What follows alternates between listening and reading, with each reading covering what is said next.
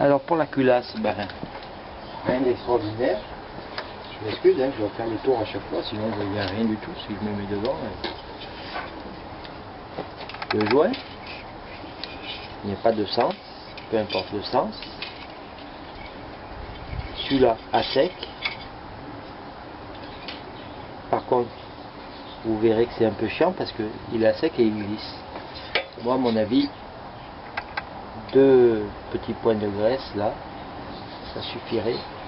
Mais bon, je positionne la culasse. Je mets les écrous en espérant qu'il n'ait pas glissé le joint. Parce qu'il glisse et il bouche les trous en plus. Cet âne. Alors j'en ai un, j'en ai 2. Si j'en ai 2, j'en ai 4. C'est comme ça quand c'est en carré. Ben voilà, il suffit de glisser. Et je vais aller vérifier. Et il me semble que c'est 3-4 mètres kilos là. De toute façon avec les doigts je n'irai pas bien loin puisqu'il y a les ailettes qui gênent. En parlant d'ailettes, après je vous montrerai pour les boudins là et là. Les boudins c'est des cylindres blocs anti-vibration. Mais ça y fait vraiment, hein. C'est pas pour rigoler. Bon, allez, on va faire un autre plan. Ouais, c'est bien ça. Serrage 1,8 à 2,5 mètres kg et en croix. Vous voyez comme je fais. Je vais à l'opposé à chaque fois. Celle-là, je ne sais pas. Et quand ça dépasse 4-5 vis, qu'on fait en escargot. Par exemple, pour lui en bas, il faudra faire en escargot en suivant comme ça. Bon, pour le moment, j'en suis à la culasse. La bougie, ça sera serrage 2 mètres kg à peu près, donc je suppose que le compresseur, pareil. Donc en croix. Eh ben mon Dieu, on va pas passer la vie là-dessus, vous avez compris, en croix. Là, là, là, là. Là, là, là, là. Puis on recommence à chaque fois jusqu'à arriver au même serrage. La bougie, la voilà. Alors 2 mètres kg, ou alors comme ils disent d'habitude, hein, au contact. Là elle est au contact et un quart de tour. Voilà, c'est même pas un quart de tour. Mais pour moi, ça suffit. C'est pas une neuve, hein, j'en ai toujours d'avance. C'est pas forcément des neuves. Parce que je fais des essais de bougies aussi de temps en temps. Mais celle-là, c'est bien une B7ES. Donc B7ES, ça veut dire rando, un peu de trial, rando, voilà. Je vous rappelle que pour la route exclusivement, c'est B8ES. Pour le trial exclusivement, c'est B6ES. Un peu plus froide. Donc B6ES, c'est un peu plus chaude. Et B8, un peu plus froide. Je vais monter le décompresseur avec un joint de vidange auto. J'aurais bien mis un joint qui a en bas des bougies, mais il ne se démonte pas. Alors, je positionne le décompresseur, mais je ne vais pas le serrer jusqu'au fond parce que quand on met le câble, eh ben, il faut qu'il soit desserré, le bazar. Tout simplement parce que cette vis là, cette vis, celle qui serre le câble, eh ben, on ne sait pas forcément où c'est qu'elle va tomber au serrage. Donc, on met comme ça, et puis on verra. Il reste quoi 3 mm à serrer. On verra quand j'aurai monté le décompresseur. Et ben voilà, ça avance. Il manque l'écarter, le carbu, le pot. Si finalement il reste plein de trucs. Mais je pense que pour le haut moteur, c'en est fini. Ainsi au fait, pour finir, le joint de coude d'échappement, il est là. Pas de sens, hein, droite, gauche, vice versa, c'est pareil. Oula, alors pour prendre là, et il va. Merci la roue que c'est au milieu. Putain, je peux pas l'enlever en plus.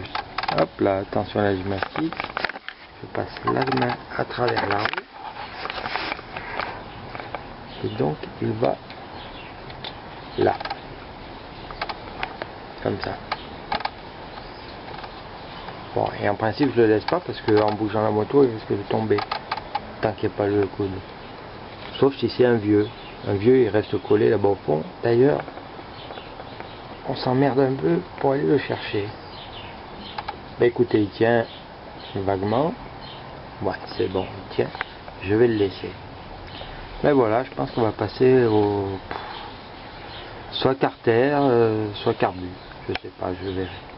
Alors pour les cylindres blocs d'origine ou suivant, ce qu'on trouve souvent plutôt, c'est ça, des petits bouts de une espèce de machin caoutchouc tout sec, bien brûlé, ou des petits cubes là. Je vais vous montrer comment ça marche. Merde. Bon, je vais en prendre juste un. Les petits cubes, en général, c'est sur la culasse, comme ça, entre les ailettes. Les boudins, bon, ceux-là ils sont courts, donc c'est aussi des boudins de culasse. Ils vont comme ça entre les ailettes. Sinon, à travers le forum, on a, finalement, je sais plus qui a trouvé un fournisseur de joints tout neuf. Regardez, j'en avais 2 mètres, j'en ai plus qu'un mètre. Qui permet de faire des joints, des cylindres bottes nickel. Il faut les tirer, couper, boum, ça rentre et ça sort plus. Et c'est neuf, donc c'est encore bien souple par rapport aux autres qui sont